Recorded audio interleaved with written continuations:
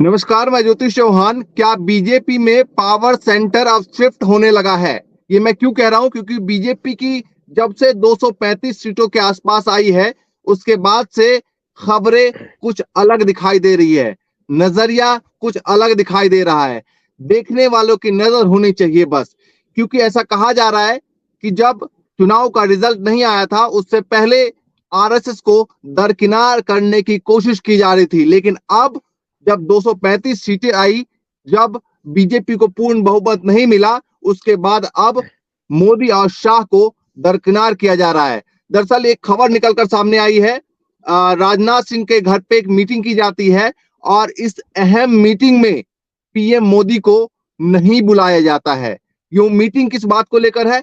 Meeting दरअसल है BJP अध्यक्ष पद को लेकर, क्योंकि जेपी नड्डा का जो है वो कार्यकाल खत्म हो चुका है। चुनाव की वजह से जो कार्यकाल है उनको एक्सटेंड कर दिया गया था, लेकिन अब फिर से चुनाव होने हैं पार्टी अध्यक्ष के। लेकिन इस अहम मीटिंग में राजनाथ सिंह के साथ आरएसएस की बैठक होती है राजनाथ सिंह के घर पे, लेकिन अब पीएम मोदी को नहीं बुलाया गया।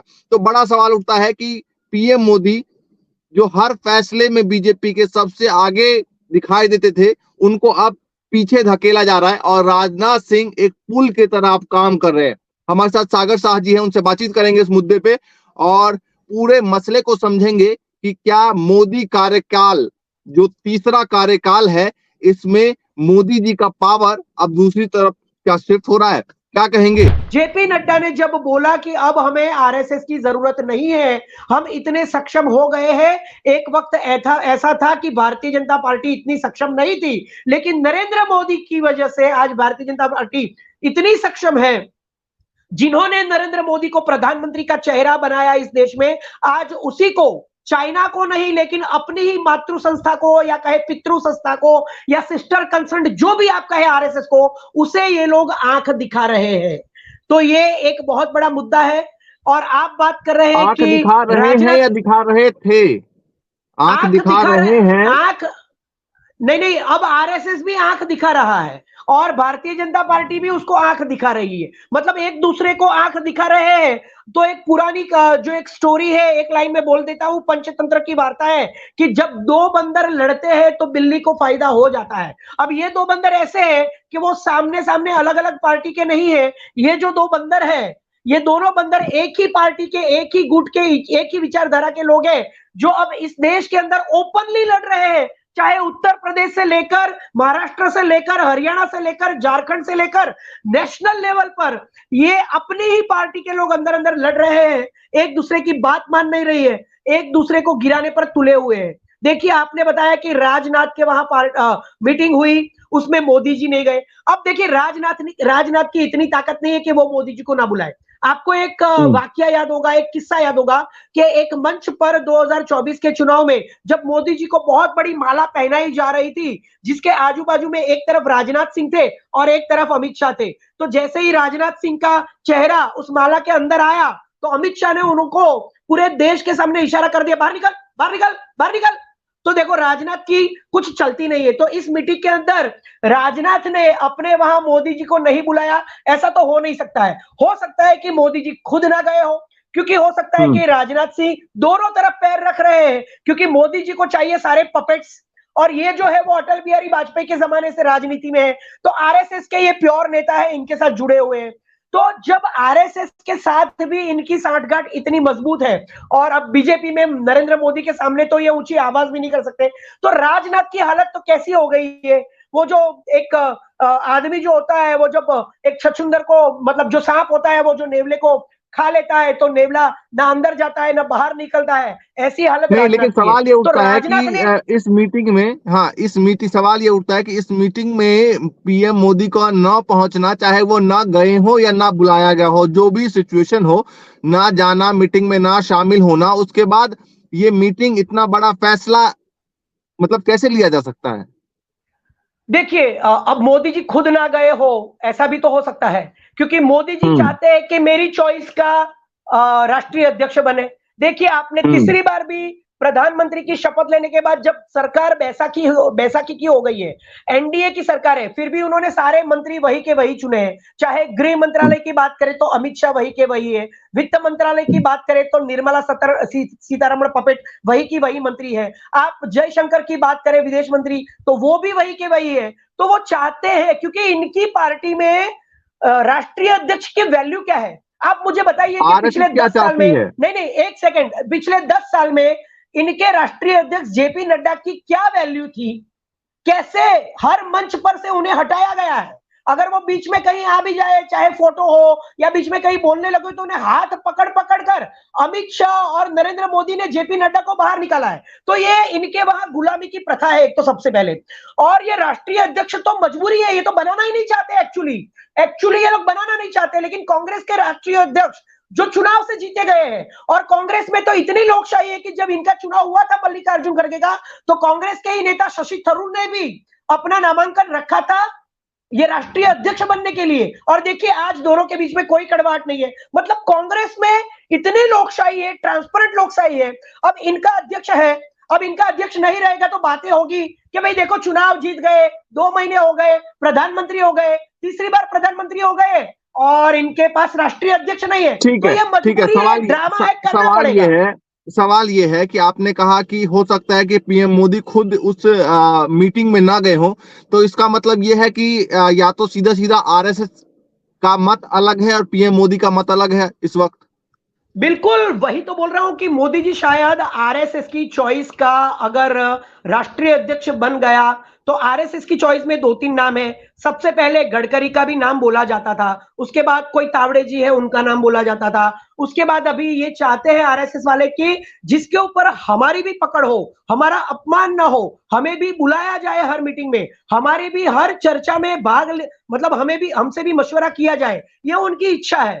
तो देवेंद्र फडणवीस का भी नाम शायद इन लोगों ने आगे रखा है। तो अगर एक बार आरएसएस का राष्ट्रीय अध्यक्ष बन गया, मतलब आरएसएस की चॉइस का बनेगा तो भारतीय जनता पार्टी का, तो हो सकता है कि नरेंद्र मोदी हर अलग अलग राज्य में जो करना चाहते हैं, जैसे उत्तर प्रदेश की बात करें तो वो योगी आदित्यनाथ को हटाना चाहते हैं, लेकिन किसी न किसी मजबूरी की वजह से, क्योंकि अभी उपचुनाव आ रहे हैं तो उसमें हार दिख रही है, तो इसीलिए शायद उन्हें बरकरार रखा है। लेकिन वो चुनाव के बाद जो भी परिणाम आए वो अगर निकालना चाहते हैं, तो अगर राष्ट्रीय अध्यक्ष वो आरएसएस की चॉइस का बन गया तो उन्हें दिक्कत आ सकती है। देखिए हरियाणा में भी आवाजें उठ रही है, हरियाणा के नेता बोल रहे हैं कि अगला सीएम हरियाणा का वो आहिर समाज का होना चाहिए। एक नेता बोल रहा है कि 2019 में जिस तरह से टिकट बांटी थी उस तरह से नहीं, नए लोगों को टिकट मिलनी चाहिए। तो महाराष्ट्र में तो इनके पैरों के नीचे से जमीन गुजर गई है, खिसक गई है। आज अगर चुनाव किया जाए महाराष्ट्र और हरियाणा में, दोनों जगह इन्हें करारी हार मिलेगी, ये तय है। ठीक है, तो एक सवाल ये मोदी जी के लिए एक सवाल बन गया है कि करे तो क्या। एक तो ये राष्ट्रीय अध्यक्ष बनाना चाहते नहीं है, बनाना इनकी मजबूरी है, और अगर बनाना पड़ा तो इन्हें चाहिए अपने जैसा पपेट, जैसे उनके मंत्री है। अब आरएसएस बीच में टांग अड़ा रहा है, तो ये दोनों की लड़ाई जो है वो खुलकर देश के सामने आ रही है। एक की मीटिंग में दूसरे को नहीं बुला रहे, दूसरे की मीटिंग में एक को नहीं बुला रहे, तो ये लोग खुले हो चुके हैं। एक सवाल ये भी है, आपने योगी आदित्यनाथ का जिक्र किया, उत्तर प्रदेश से भी अभी पिछले दिनों आपने देखा किस तरीके से केशव प्रसाद मौर्य लगातार दिल्ली का दौरा करते रहे। उसके बाद एक तस्वीर आई जो बेहद ही चौंकाने वाली थी कि दिल्ली में एक मीटिंग होती है, मीटिंग के दौरान के बाद जो फोटो सेशन किया जाता है उसमें योगी आदित्यनाथ ना मोदी और ना शाह के आने पर खड़े होते हैं, ना हाथ जोड़ते हैं, तमाम मंत्री हाथ जोड़कर खड़े होते हैं, और जैसे ही मोदी शाह आगे बढ़ते हैं उसके बाद राजनाथ सिंह के तुरंत योगी आदित्यनाथ हाथ जोड़ते हैं, उनको बैठाते भी हैं। क्या माना जाए? अरे वो तो सिर्फ एक वीडियो था, लेकिन बांग्लादेश में जो हालत हुई और जो सीएए लेकर आए थे, लेकिन आज बांग्लादेश के लघुमतियों के लिए, अल्पसंख्यक हिंदुओं के लिए एक आवाज नहीं निकल रही है।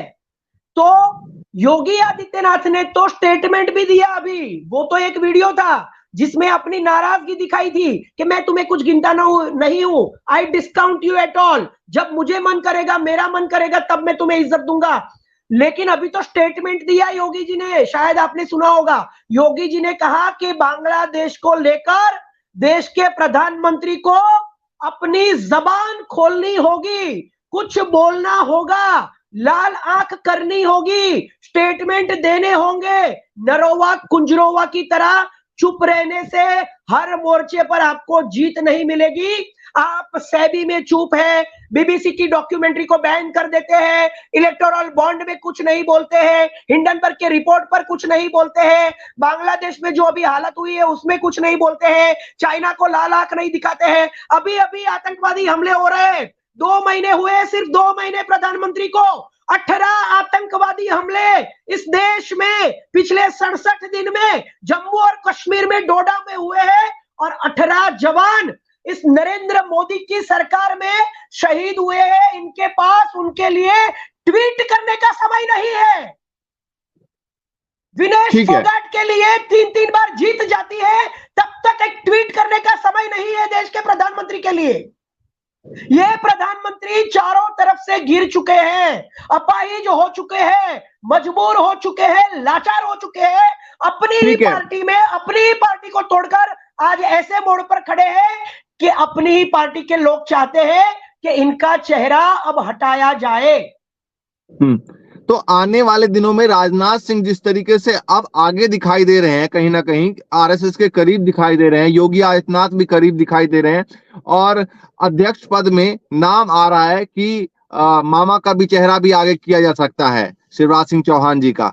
तो आप क्या मानते हैं कि मतलब ये तमाम लोग एक तरीके से अलग धारा में चल रहे हैं आरएसएस के साथ, मोदी शाह एक अलग धारा में चल रहे हैं? देखिए, राष्ट्रीय अध्यक्ष इनके लिए बनाना कोई मुद्दा नहीं है।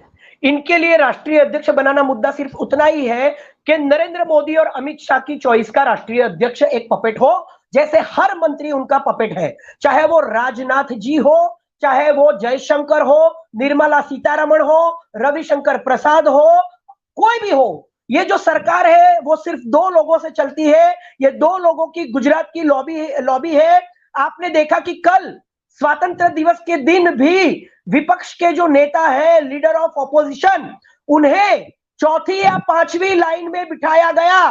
मोदी जी चाहते थे कि मैं उन्हें इज्जत नहीं दूंगा, लेकिन पूरे देश में वो मोदी जी की किरकिरी का एक मुद्दा बन गया, और राहुल गांधी दिन बर दिन हीरो बनते जा रहे हैं। ये प्रधानमंत्री की इतनी छोटी सोच है, इतना छोटा दिल है, इतना छोटा दिमाग है कि हर बार विपक्ष हो, विपक्ष के नेता हो, इंडिया गठबंधन के नेता हो, किसी को भी इज्जत नहीं देते हैं। यहां तक कि अपनी पार्टी में अपनी मातृ संस्था के नेताओं को भी इज्जत नहीं देते हैं। ये हर जगह से गिर चुके हैं। आने वाले 3 राज्यों के चुनावों में भी इनकी हार तय है। आज अगर चुनाव किया जाए तो इन्हें 20-20, हरियाणा में 20-25, या फिर महाराष्ट्र में 50-60 सीटों से ज्यादा मिलने वाली नहीं है।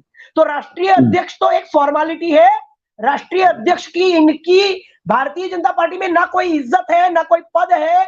वो एक शोभा का जो बोलते हैं ना कि एक पीस है, एक जो घर के अंदर हम शोभा के लिए कुछ लगाते हैं ना, ऐसी चीज है। राष्ट्रीय अध्यक्ष की एक कोई ना इज्जत करते हैं, ये राष्ट्रपति की इज्जत नहीं करते हैं, ये सुप्रीम कोर्ट के चीफ जस्टिस की इज्जत नहीं करते हैं। ये लोग किसकी इज्जत करते हैं?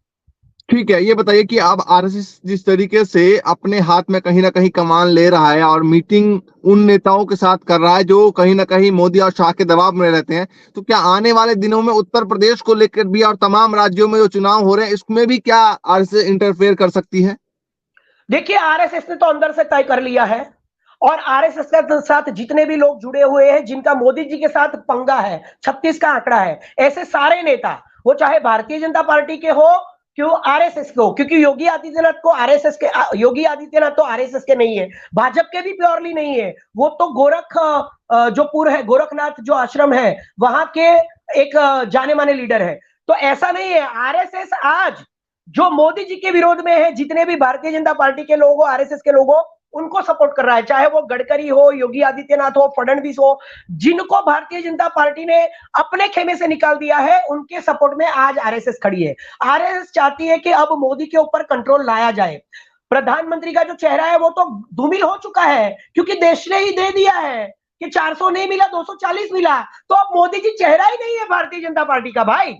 तो आप अगर कोई भी चुनाव होता है तो ये चुनाव जीतने के लिए मोदी की कोई जरूरत नहीं है, आरएसएस को पता चल चुका है। लेकिन जिस तरह से मोदी जी को दिक्कत आ रही है योगी आदित्यनाथ को हटाने में, ऐसी ही दिक्कत शायद आरएसएस को, मोहन भागवत को, और ये जो धड़ा है जो मोदी जी का विरोधी है, उसको शायद आ रही है।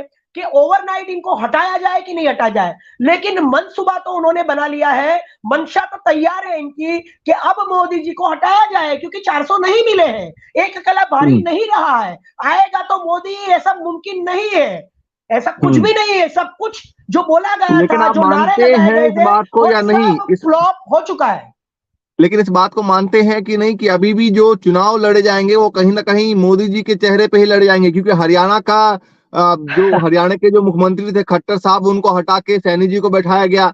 और उसके बाद क्या लगता है आपको कि नए नवेले के मुख्यमंत्री के चेहरे पे थोड़ी चुनाव लड़ेंगे, अभी भी तो मोदी जी के चेहरे पे लड़ेंगे चुनाव।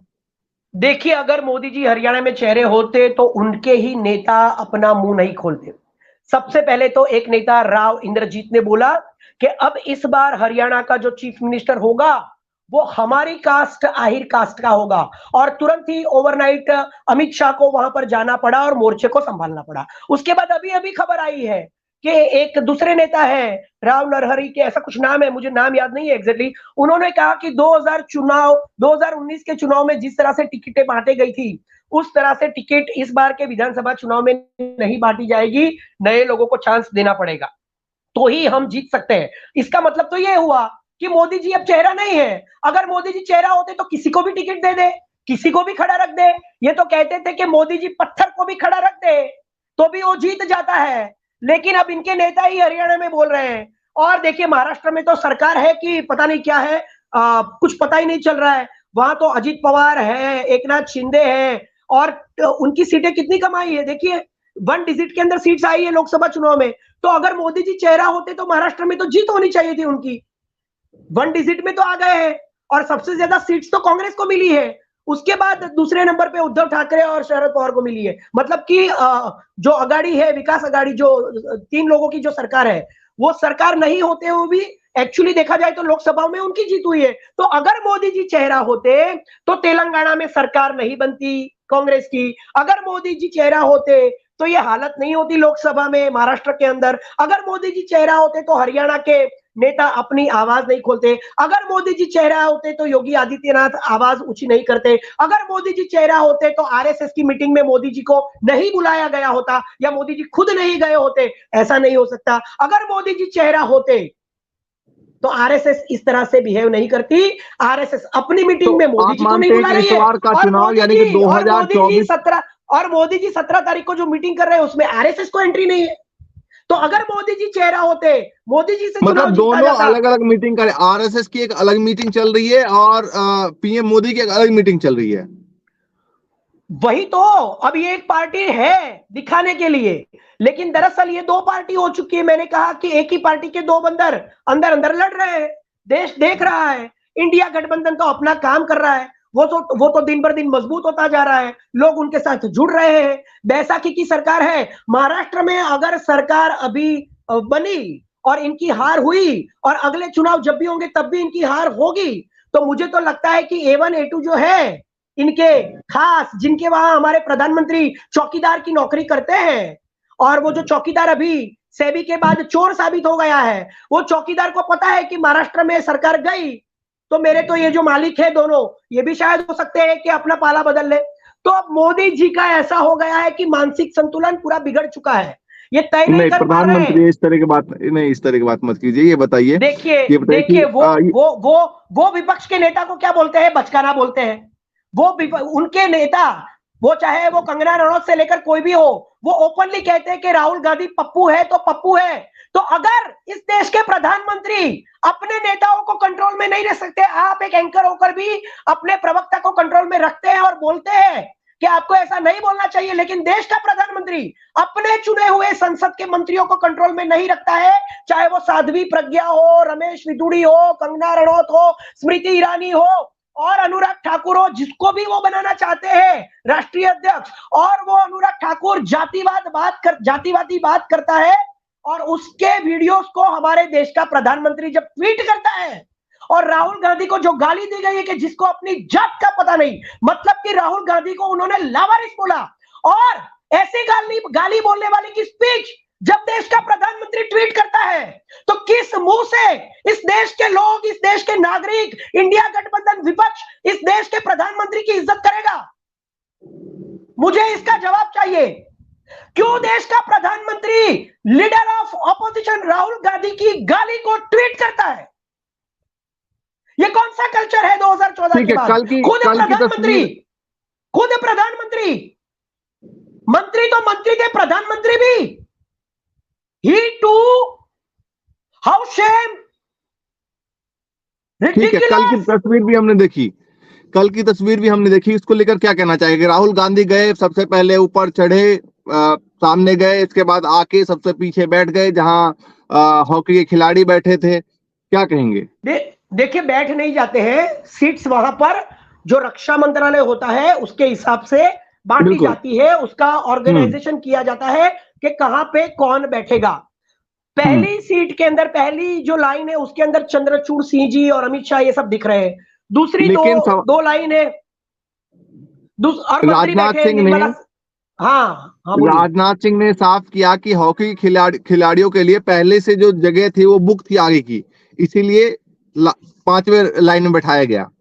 जिस एथलीट का अपमान इस देश का प्रधानमंत्री कर रहा है, विनेश फोगाट का, उसके मेडल को 15-20 रुपए के मेडल बोल रहा है, उसके बलात्कारी ब्रिजभूषण शरण सिंह को वो संसद में बिठाता है, उसके भाई को फिर से उसी रेसलिंग का अध्यक्ष बनाता है, उसके लड़के को टिकट देता है, और जब उसको रास्तों पर रौंदी जाती है इन लड़कियों को, तब भी गूंगा हो जाता है देश का प्रधानमंत्री। और जब ये हुआ, जब उनका डिस्क्वालिफिकेशन हुआ, एक शब्द नहीं बोला, जबकि केनिया की खिलाड़ी के साथ भी ऐसा हुआ था, तो केनिया की सरकार ने उन्हें बचाया, लेकिन हमारे देश के प्रधानमंत्री ने एक शब्द नहीं बोला। उन्हें खिलाड़ियों की इज्जत की पड़ी है। स्वतंत्रता दिवस के दिन लीडर ऑफ ऑपोजिशन को उनके पीछे बिठाकर, यह कौन सा ढोंग है? यह कौन सा राष्ट्रवाद है? यह अपमान करने की साजिश थी। Leader of opposition Rahul Gandhi का अपमान करने की ये पूरी की पूरी चाल और साजिश उनकी खुल गई। अगर वो ये कहते हैं कि हमने खिलाड़ियों को मान सम्मान देने के लिए आगे बिठाया है, तो विनेश फोगाट का ये जो अपमान खुद देश के प्रधानमंत्री, रक्षा मंत्री ने किया है, ये किस मुंह से ये दावा कर रहे हैं कि खिलाड़ियों के मान सम्मान के लिए राहुल गांधी को 5वीं सीट पर या 4थी सीट पर बिठाया? तो राहुल गांधी को पहली सीट पर निर्मला सीतारमण के साथ नहीं बिठा सकते, अमित शाह के साथ नहीं बिठा सकते? वो भी तो सांसद है, वो भी तो सांसद है सारे। ये तो लीडर ऑफ ऑपोजिशन है, देश के प्रधानमंत्री के सामने वाला चेहरा। हर देश के अंदर ये माना जाता है कि जब भी चुनाव होता है तो प्रधानमंत्री के सामने जो कोई खड़ा रहता है तो वो लीडर ऑफ ऑपोजिशन होता है, दूसरा चेहरा प्रधानमंत्री के तौर पर। तो जो चेहरा प्रधानमंत्री के लेवल का है उसको तुम ये कहकर पीछे बिठाते हो कि हम खिलाड़ियों का मान सम्मान करते हैं, और तुम खिलाड़ियों को रास्ते पर रौंदते हो। कितना झूठ बोलोगे? सब देख रहा है देश। कम से कम शर्म करो, शर्म। चलिए, आखिरी सवाल ये है, आखिरी सवाल यह है कि 4 राज्यों में चुनाव है और आज कश्मीर और हरियाणा के चुनाव की घोषणा भी हो सकती है किसी वक्त, 3-4 1-2 घंटे बाद। तो ये बताइए क्या स्थिति दिखाई दे रही है 4 राज्यों में? देखिए, चारों राज्यों में बीजेपी हार रही है। फटाफट। हाँ, चारों राज्यों में बीजेपी हार रही है। मोदी जी चेहरा नहीं है चुनाव का, मोदी जी का अब कोई दाम नहीं चलेगा। और चारों राज्यों में भारतीय जनता पार्टी और देश के प्रधानमंत्री जो जबरदस्ती तीसरी बार बन चुके हैं, उनका सुपड़ा साफ होने वाला है। यही हकीकत है। इसीलिए ये डर चेहरे पे दिख रहा है देश के प्रधानमंत्री के। वो सबने देखा, वो तस्वीर वायरल हुई थी, राहुल गांधी और नरेंद्र मोदी की वो जो तस्वीर वायरल हुई थी, उसमें नरेंद्र मोदी का जो चेहरा था वो रियल चेहरा था। डर, घमंड, अभिमान और अहंकार का चेहरा हारेगा। चलिए, बहुत बहुत शुक्रिया सागर शाह जी हमारे साथ जुड़ने के लिए। और जिस तरीके से तस्वीर पूरे देश भर में सामने आ रही है कि आरएसएस की मीटिंग अलग चल रही है, पीएम मोदी की मीटिंग अलग चल रही है। आरएसएस की मीटिंग में पीएम मोदी नहीं जाते और पीएम मोदी के मीटिंग में आरएसएस नहीं जाता या फिर नहीं बुलाया जाता, ये उनका अंदर का मसला है। लेकिन सबके सामने ये सामने आ रहा है धीरे धीरे तस्वीर निकलकर कि कहीं ना कहीं कुछ न कुछ बीजेपी के अंदर खाने खटपट चल रही है। जो भी अपडेट होगी आगे भी आपको लगातार बताएंगे, लगातार पहुंचाएंगे। हमारे साथ सागर शाह जी जुड़े थे, बहुत बहुत शुक्रिया आपका। और आगे भी जुड़ेंगे और अलग अलग खबरों पे बातचीत करेंगे। फिलहाल के लिए नमस्कार।